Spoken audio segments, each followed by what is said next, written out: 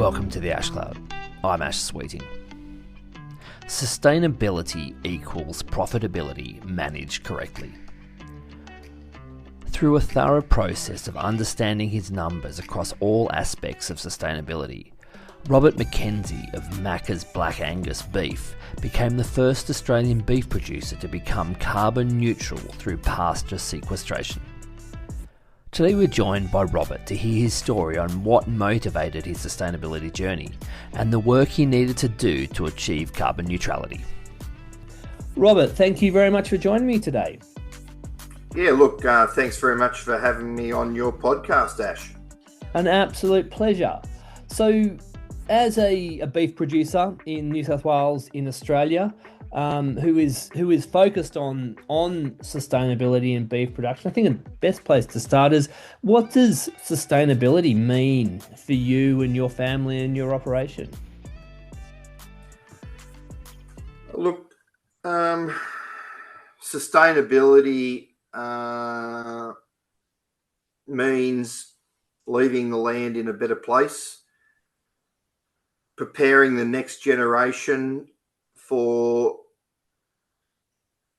a turbulent future in agriculture and in anything. And it's probably also a license to produce. We're going to be made to become more sustainable, whether we like it or not. We've chose the carrot approach rather than the stick approach, and have got on the train early and been very focused on that sustainability. So also I'd probably be able to say, Ash, that it's something that we've always done.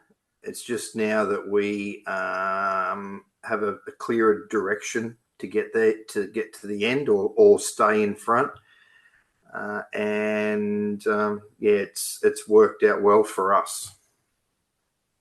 So Mackas, if I remember correctly, is sixth generation property, or within or enterprise, or within your family. So that goes back to the mid to late 1800s. And I guess what's changed? How is it different for your grandparents to you, to your kids, in terms of the challenges they're facing? The sustainability I see very much as having multiple. It's like a tripod. There's multiple legs. It has to be financially sustainable. It has to work within the society and be socially sustainable. And obviously, there's also the environmental side of it. So, how do you think that's evolved in terms of the challenges, and I guess also the opportunities? Yeah, I can speak from experience there. Obviously, I wasn't really around. I was only young when my grandparents were farming. But I worked closely with my 87-year-old father, who is very active and works 7 days a week. And I also work with my two boys, James and Jack. With Dad, that previous generation, and obviously the generations before, they've always had a focus on looking after the land and looking after the animals. They never had to, they didn't have the word sustainability attached to that. It was just what they did every day. So from Dad's point of view, this is bullshit. We do it anyway. Why do we have to quantify it? Why do we have to justify what we do really well? So he probably still struggles with the compliance side of it, and also the importance to really focus on that sustainability. And that is only one small part of our operation. And when I say sustainability, everything we do, we have to do more sustainably, but I'm referring to looking after the land and an environment here mostly. As Dad says, we've always done this. Why do we have to keep a track of it? And how does that change? How does that compare with your son's version on the same topics? Yeah, look, they're aligned with the need to document it, the need to have a focus on it, the need to have a solid reporting platform in place to validate what we're doing and show what we're doing. I probably adapted well to what the needs are to be more sustainable, what we have to do and how we have to do it. And yeah, we're pretty aligned there, and they support the decisions that I make to do this. There is times that they have thought, are we going to get a premium for our product for the work that we do? That will come. It just seems like it's taking a long time because we're still talking about the same things we spoke about 10 years ago, sustainability and carbon neutral and all of that. So it's taken a while to get that traction with the consumer. Even though they want it, they still are not paying for it.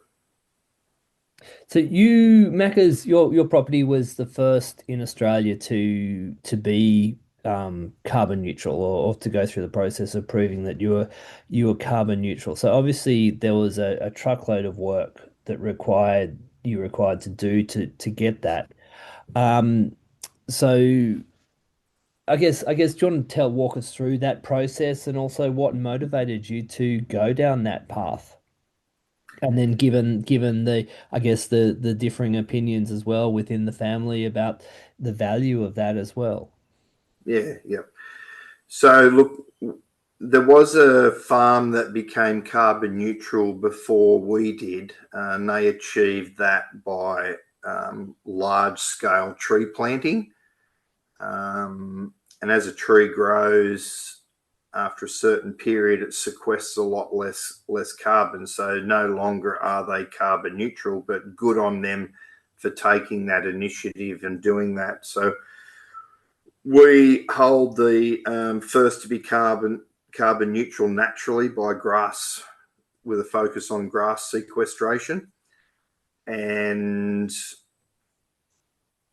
it was driven by Meat and Livestock Australia announcing in 2015 that the industry needs to be work towards carbon neutral by 2030, and it was a hashtag CN30. From there, my oldest son, fresh out of uni, back on the farm, did ag and business, and Jack, a diesel mechanic. We spoke about what does carbon neutral mean, what is sequester, how does it look. So from that point, we thought, well, this is something that obviously we need to understand, and we need to understand it relatively quickly. So we met a few consultants on the farm that had they had all the ideas on how we measure the carbon in the soil, how we trade those carbon credits, and what we do there. They had no idea about how can we sequester carbon and how can we get better at it. They had no on farm experience in doing this, and to me, it seemed like these consultants were the ones that would make the money and potentially a lot of money, and then we lock our program up to someone else and have no say, selling our soul. So from that point, we decided to do a few soil samples across our operation to see what levels of carbon there was. And we found the areas within our operation, some of those areas had more carbon levels than others. And we were able to pinpoint that to different pasture species. more heavy stock rotation, giving those paddocks time to rest. Mulching, a bit more fertilizer, because healthy grass sequesters carbon. So from that point, we were able to determine that certain paddocks had higher carbon levels than others, and it was really quite easy. We just need to duplicate that into other paddocks right across our operations. So from that point, we embarked in a major pasture rejuvenation across our operation, and that benefited us in so many ways. So we started on a journey of pasture upgrade across our operation, and we were doing over 1,000 hectares per year, so quite large. We started doing regular soil tests every February. So every February we do 1,400 soil samples across 16,000 acres. That's 8 properties. So by starting that, we also built a wealth of knowledge for our soil types and soil profiles. And we then built a soil profile map that plugs into our spreader truck or our tractor to then variable rate spread organic fertilizer or a spray, whatever it might be. So that's how we got on that journey. MLA planted the seed, and we grabbed it and ran with it. So a lot of those things you're saying about the soil carbon and the relationship to stocking densities and rest and also productivity of the grass, all those things have, productivity implications. So above and beyond the soil carbon side of things, has there been value in that work from a management perspective and a efficiency of production and productivity perspectives as well? Yeah, look, that's a really good question. I would often say to someone that sustainability does equal profitability managed correctly. So with that pasture improvement, obviously we increased our carbon levels in our soil. Carbon feeds micro and bioorganisms that helps hold more water. So 1% carbon gain gives us another 160,000 litres more water holding capacity per hectare. So it's helping us through those drier times where we're still growing grass. We've seen an increase in weaning rates. So our weaners are up around 35 kilos per calf, per animal at weaning now. Obviously, the genetics plays a part in that, but also you are what you eat. And I often say you are what you eat eats. So our grass is a living in a premium active biological soil, and it's producing a really high quality pasture. And then that multiple grass species that are working together above the ground, below the ground, it's making that soil healthier, and it's given us a salad bowl for our cattle and worked extremely well. So we're holding more water, our soil's healthier, our grass is healthier, our cattle are healthier, and we've improved the value of our properties because the stocking rate has increased, ground cover has increased, weed control has been so much easier to manage with such thick grass layer. So there's so many positives, and we're currently got over 39,000 carbon credits in the bank because we offset, or I should say, we inset our emissions every year from the carbon that we sequester back into the soil. We then inset our emissions because we work that out every February as well as the soil samples. and we currently have 39,000 carbon credits after insetting our emissions in the voluntary carbon market in the bank, where we have full control over those credits. So yes, I see that there is a lot of benefits. I also see that our staff actually are happy to be involved in a project where they feel that they're doing something different and making a difference. I believe that our family knows it was the right choice, and we feel good about what we're doing, and might only be in a very, very small way, but we are combating climate change and are carbon neutral within our beef operation. That's wonderful to hear. And you've got your two sons working alongside you. You mentioned that your father's still very active. So you've got that core team that provides that support and that labor and workforce across your properties.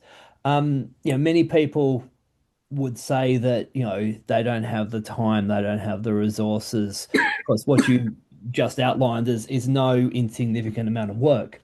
So what would you say to people who come back with those sorts of comments? And then obviously the balance of that is the productivity and profitability increases you've managed to generate.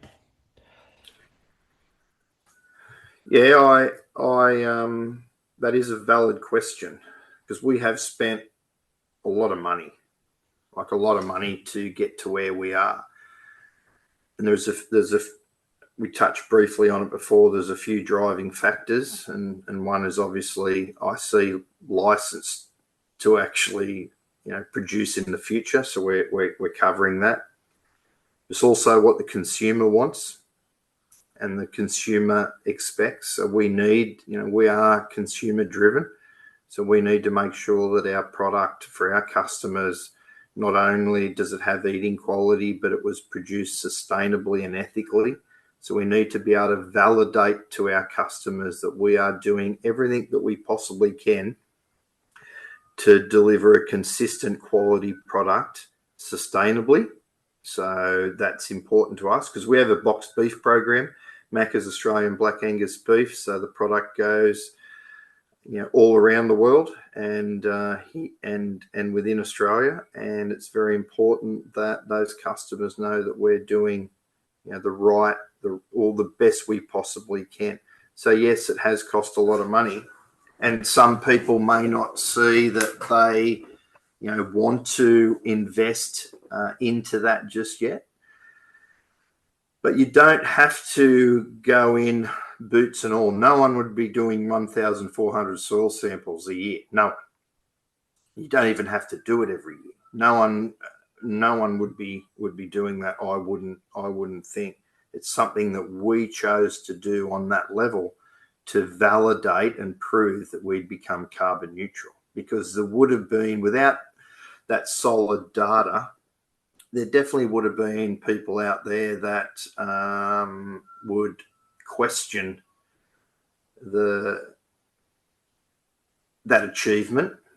And in saying that, we had an event on the farm, quite a large event, and we had industry leaders, and we did have a government representative there, and that government representative was the most negative person that I'd ever come across.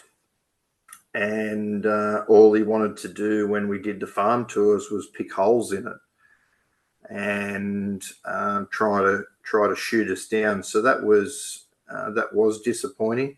Not an elected member, a bureaucrat that sits behind the desk and doesn't really understand. In saying that, I'm not saying that everyone that sits behind the desk in the government are like that. It was just one person we come across. Everyone else has been 100% supportive and giving us, the support that we needed to navigate the uncharted waters of a sustainable farm. I'll try to answer that question a little bit more clearly now, Ash. I would say to people that your journey starts when you turn that light off in the middle of the day.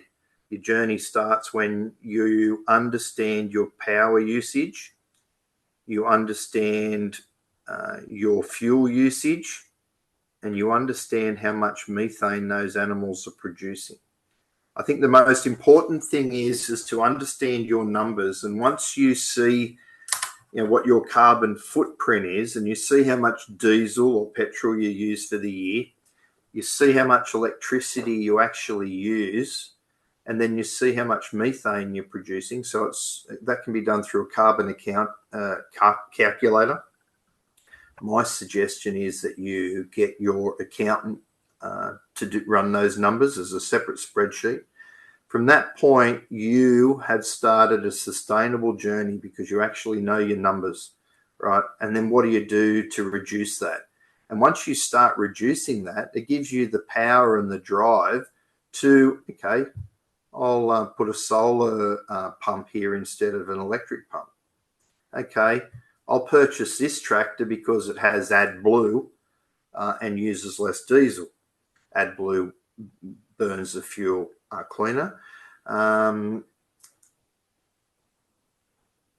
got cattle on the farm that are not pregnant, and I'm accounting for their methane output every year when I work this out.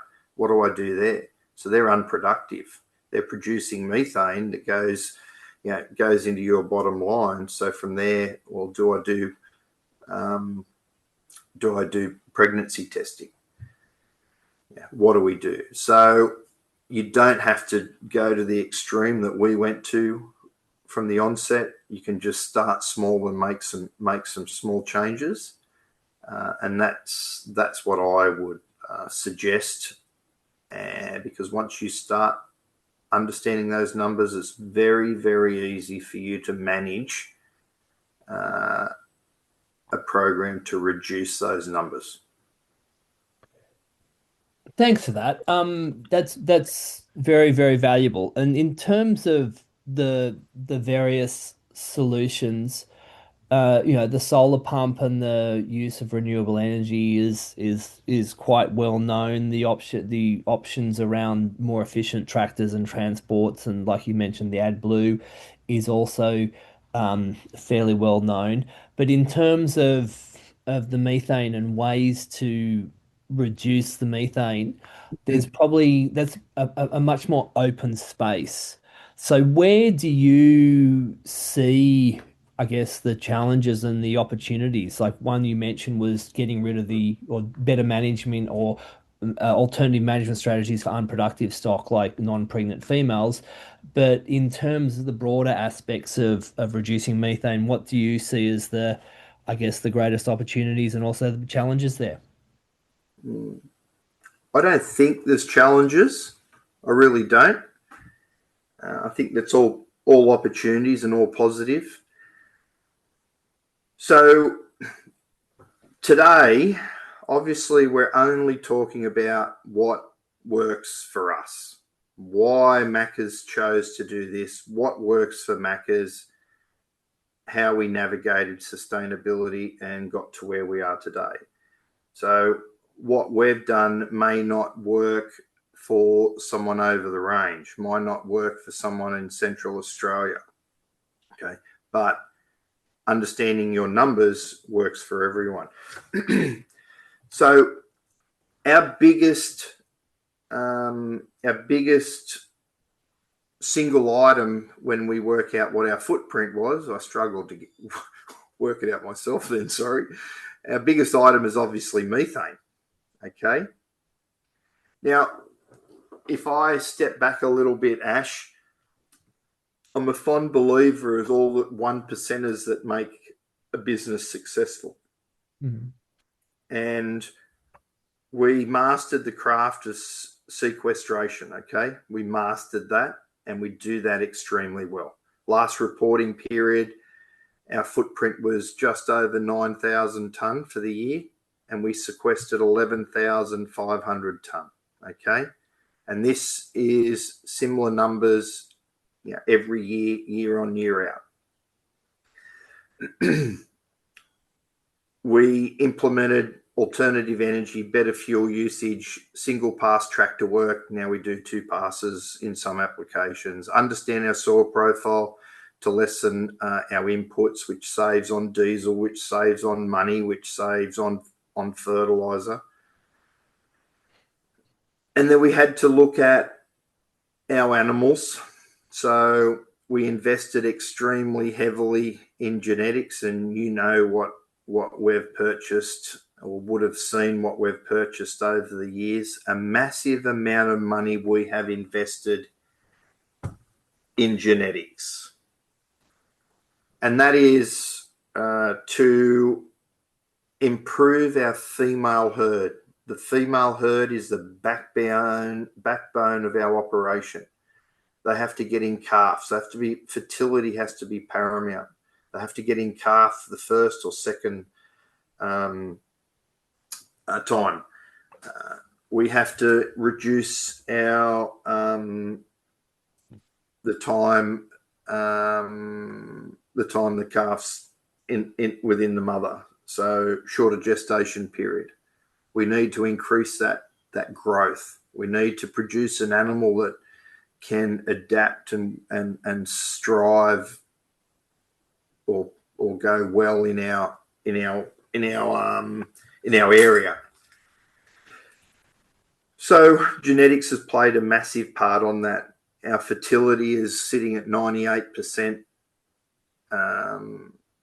where we've shortened the joining period to only 2 months instead of 3 months. So we have the bulls out for less. So you've got to get in calf that first or second time. We've put strategic water points around the farm. Some of that was because of our experience with the drought in 2019, 2020. But it also was a focus on us to make the animal conserve energy, and that means eat less. So if we eat less, we produce less methane. So we've got a program where an animal doesn't have to walk more than 800 meters to get a drink of water, and we're well down that path. Placing water points in strategic areas where cattle wouldn't normally want to go, because when they get up to the top of that hill, they have a feed and they've got to walk back down again. So putting water points in key areas that keep cattle at the edge of timbered country or conservation areas, if you want to say that. So that's been a big focus. So let's say that's another 1%er. And then we need to reduce the methane within that animal. How can we do it other than, well, I'll just step back a bit. Feed conversion is very important. And our latest acquisition was a bull from Robert Aberdeen Angus out of Scotland. Okay. They measure every one of their animals for feed efficiency through a grow safe system or distributed by Vitelli. We purchased a bull, Brigadoon, out of Robert Aberdeen Angus in Scotland this year. That bull is #1 in the world for feed efficiency. His dry matter intake is 3.5 kilos of intake for 1 kilo weight gain. If we can implement his genetics in with our other genetics, which has been a focus on fertility, also a focus on eating quality. We've got quite a few animals in the top 1% for IMF in Australia. So eating quality is very, very also important for us. I forgot to just state that. So we purchased this bull, #1 in the world for feed efficiency, because again, you eat less, you produce less methane. So we're very focused on producing an animal that produces less methane through genetics, but also has the eating quality, that also has fertility, that is productive. Okay.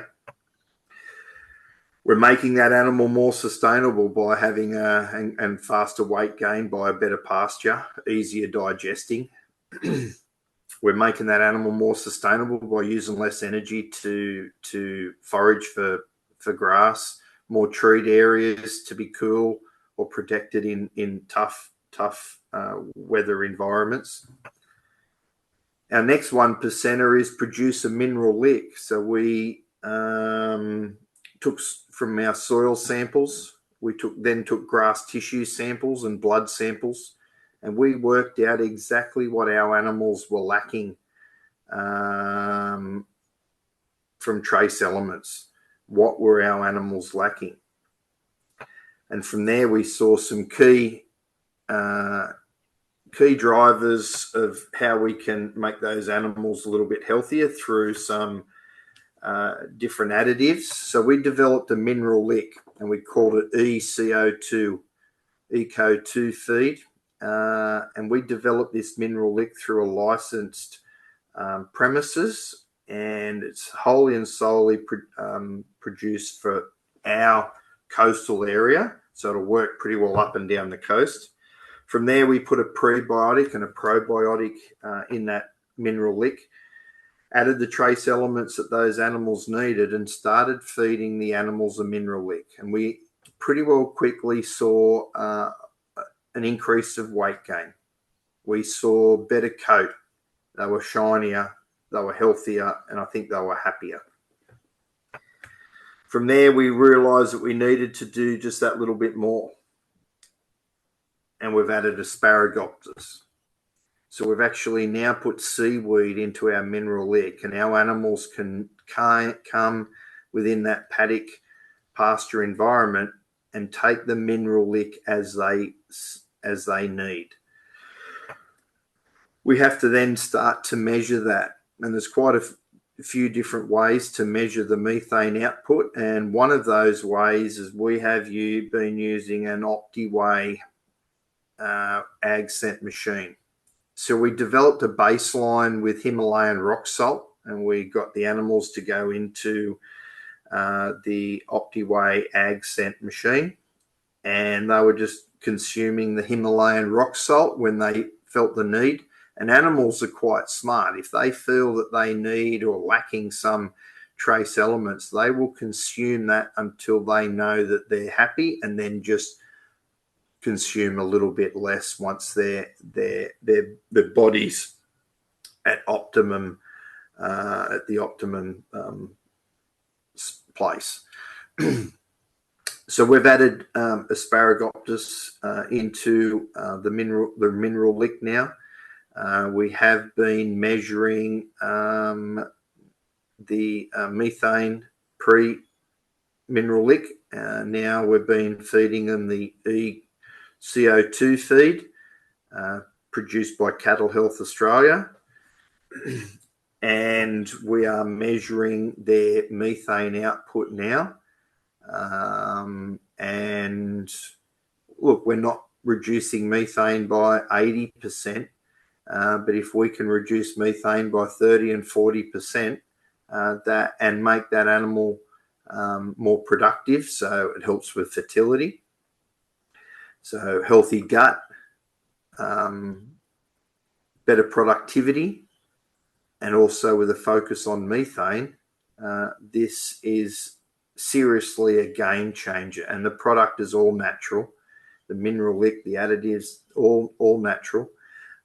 And the animal is definitely producing less methane and healthier. Now, we haven't taken into consideration the methane reduction from using the mineral lick, because it's only in its early days, and we have to do more testing and validate that. It's great that Ag Scent and OptiWeigh have come to the party to do some testing on farm to see what the reduction has been. In the future, we'll be measuring this reduction from on a genetic base as well as a feed additive base. So yeah, I hope that answers that question. Probably one thing I'd like to add is that I believe is very, very important is the animal's happiness. And again, I'm only saying this from our operation. Okay, Ash. That animal's happiness is paramount for us because we believe a happy, relaxed animal mothers the calf and looks after the calf better. Okay. A happy, relaxed animal performs better, not stressed. A happy, relaxed animal is obviously safer in a handling operation. A happy, relaxed animal, I believe, produces less methane, takes less food to satisfy its hunger.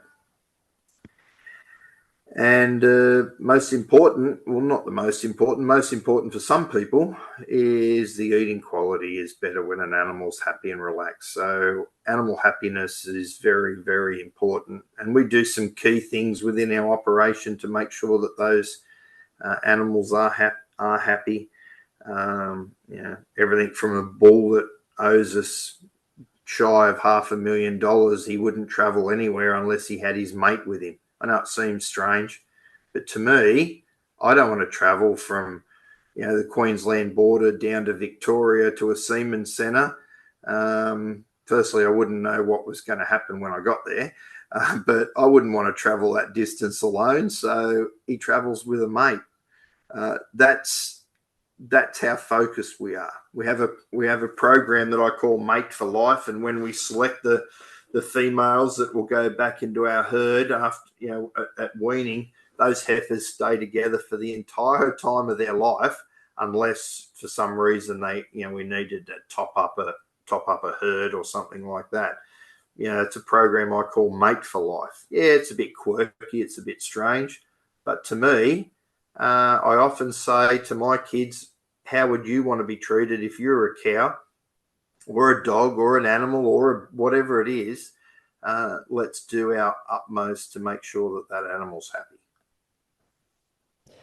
That's on the stress side of things, there's no shortage of literature about the fact that stressed animals, the eating quality is lower, and the fact that stress is a significant energy consumer as well. So there's a lot of sound whilst you said it's quirky, there's a lot of sound science behind all of those things that you said.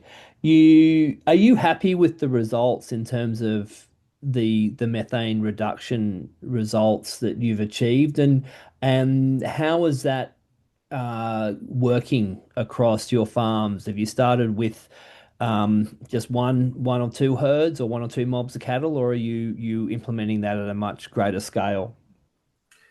Look, all of our cattle will have it leading up to giving birth. All of our cattle will have it when we put a pre-birth, pre-joining. All of our cattle will have it pre-joining. Running, 3,500 commercial cows, 600 stud cows. It's a fair bit to get around all that to do that, but we soon to implement a dry lick trailer that we can tow around from paddock to paddock. This lick that we've developed, it can get wet because it has a natural water repellent in it, so it can get wet. So you can just sit it out there. Not all of our animals are on it yet, but all of our animals will be once we validate the methane reduction part. So I think it's great. We need to supply our animals with a mineral lick to help make sure that they are at their maximum potential.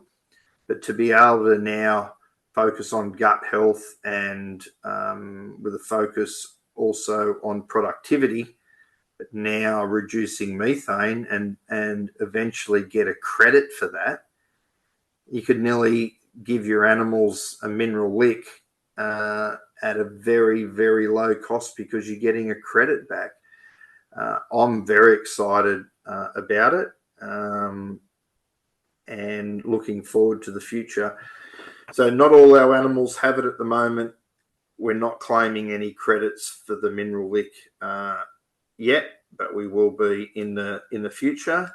And all of our animals will have access to this product probably mid next year, I'd say, after the trials have been done and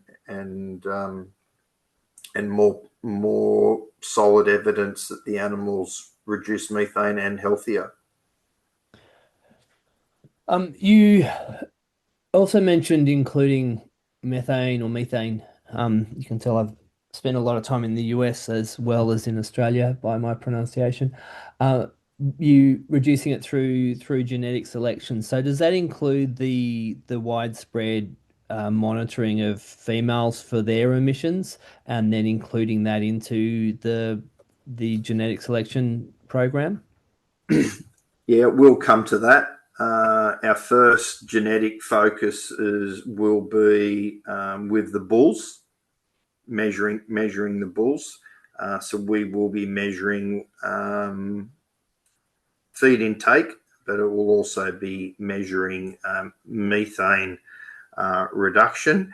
And hopefully one day we produce, and we are producing, high quality bulls for our own operation, and also we're selling some bulls into some key producers around Australia that want to increase the productivity of their herd. And there's so many good studs around Australia that do that. We just have a little point of difference, mainly to suit our operation, but yeah, that'll start off with the bulls and then flow into the stud cows, and we'll be measuring our stud bulls and cows on a regular basis, probably mid next year, 2026. One of the other things you've got, I can't remember the exact numbers, but more 3,000-4,000 head across the different properties. So there's there's a lot of work in terms of providing the soil, the licks, the supplements, monitoring everything. How, once again, to the people who say, I just don't have time to do all those sort of things, how important is coming up with systems that are easy to use, or how you go about prioritizing this in terms of achieving these achievements you've made? Yeah, very, very important to streamline it. And a mobile trailer lick machine that will roll out in the coming weeks. So it's going to be a game changer. It'll be a trailer that can have carry a few different products if you needed, but also you'll have to just follow me on LinkedIn to see what the trailer looks like. I'm But looking yeah, forward to it. we do have to make everything easier to do, because time is costly, and being over all of those animals across all of those properties can be time consuming. So we have one person that he's pretty well, his whole day is focused on going to certain properties and doing stock rotation. And that's very very important. But we use technology to measure weather, rain, wind. We measure grass density and how much grass we've got there left for that herd of animals through SIBO labs. We're measuring weight gain with OptiWeigh. We're measuring methane output with AgScent. We work closely with RAGT Seeds and Norco and our agronomist Agricore Hayden Hollis to help design that perfect pasture and that perfect window to plant that pasture.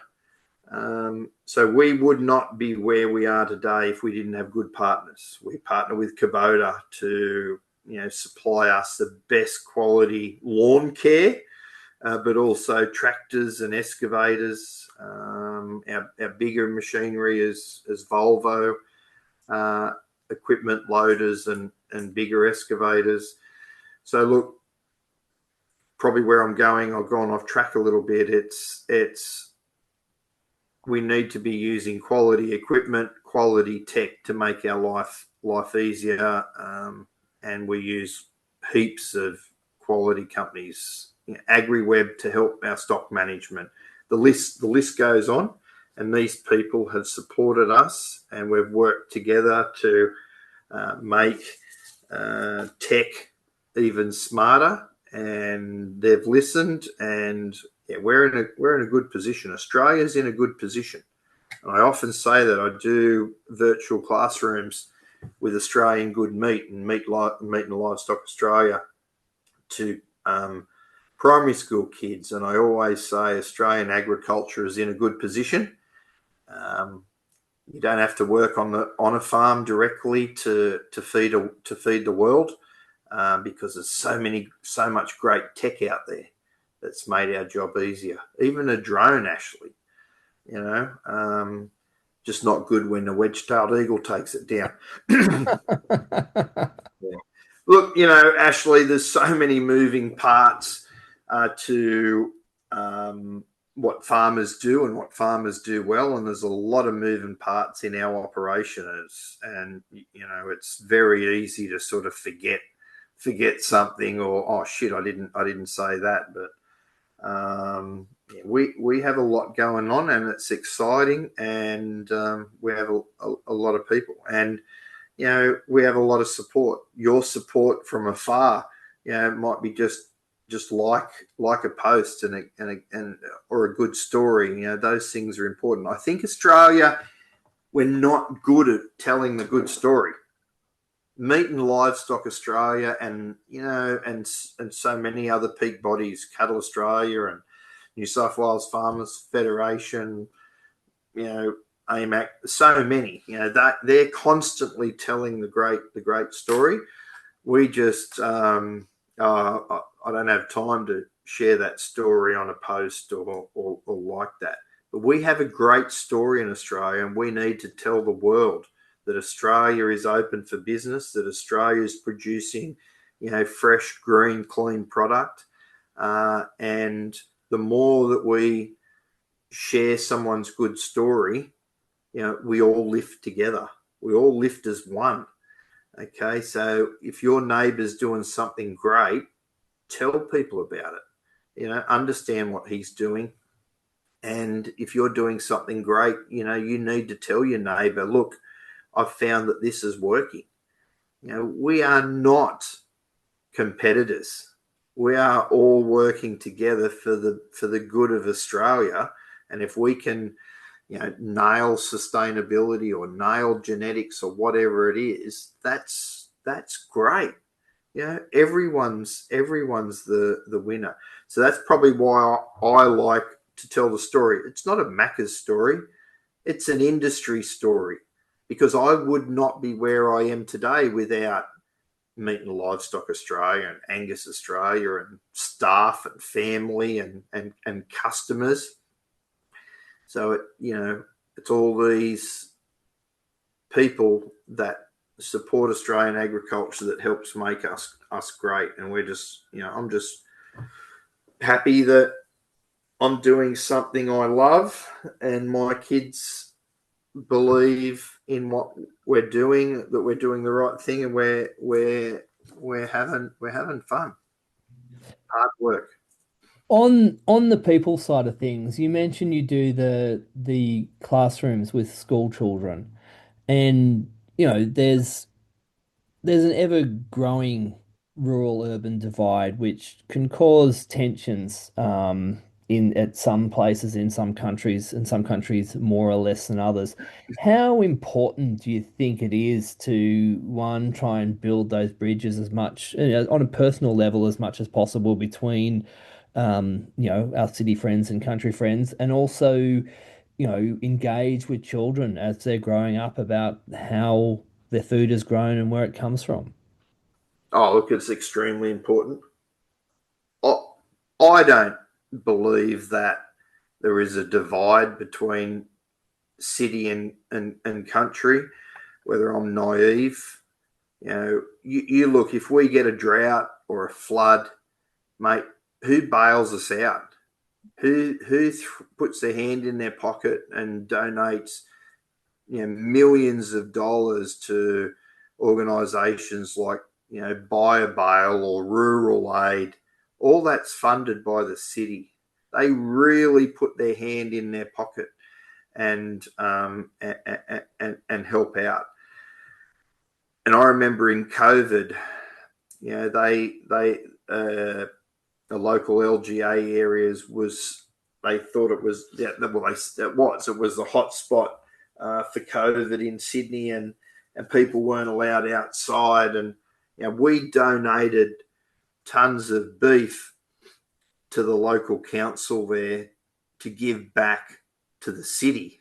It's something that I wanted to do and give something back. So we donated beef, and it was halal beef, and it was quality Angus, and they made lasagna, and the army was handing it out to this local council area. So I wanted to give back because the city gives so much to us. What I see, Ash, some of that divide could be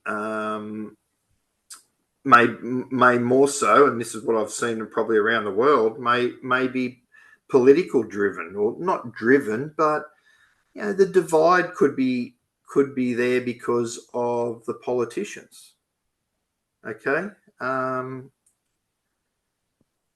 In saying that, there's a lot of politicians there that support agriculture, but and like you said, education. Look, it's a tough one to pinpoint, but I just want to give the accolades back to the city people that they do really, I feel, support us. But I do agree that we need to, I would say, inspire and educate the next generation on where our food comes from, how amazing it is, the work that we do, and be proud that Australia's, we're in that number one podium in a lot of countries around the world for our produce and what we do. And obviously that's very, very important for maintaining our biodiversity. Yeah, so it's very important. And Australian Good Meat and MLA and I'll say from New South Wales Education they are committed to educating those kids, and that's why the last 3 or 4 years we've been doing those virtual classrooms. You get some strange questions, but you get some good questions, and I feel that we're doing our part to keep Australian farmers farming the best we possibly can. Even my youngest son Jack has jumped onto a few virtual classrooms, and when I first asked him, he said, "Oh, do I have to?" I said, "Yes." And you know what he said? "Wow, that was fun." And I try to mix it up. I'm in the tractor or with a horse behind me or with a dog or in the paddock. I mix it up a bit, and yeah. And yes, you do get some strange questions from the kids. Mate, we could probably talk for another hour or two, but don't know who'll still be listening at that time. But before we do go, is there anything you'd like to add that we haven't already discussed? Oh, look, we covered a broad range of topics. But if there's something that I would say, and I actually did a post the other day on LinkedIn, and I was using the AgScent OptiWay machine, and my comment was, you can't manage what you don't measure. So understand your numbers the best way you can, and then from that point, start a journey. whether it's sustainable or whether it's around your animals or whether it's reducing, your footprint, whatever it is, start some journey. So I'll finish by saying you can't manage what you don't measure. That's it, I reckon. Cheers, Robert. Thank you so very much for joining me. Yep. Thank you very much for having me. I look forward to listening. Thank you for listening to the Ash Cloud. Please subscribe to Ash Cloud if you have enjoyed this podcast, where I will continue to discuss food sustainability with guests who bring a deep understanding of the environmental, political and cultural challenges facing our society and creative ideas on how to address them.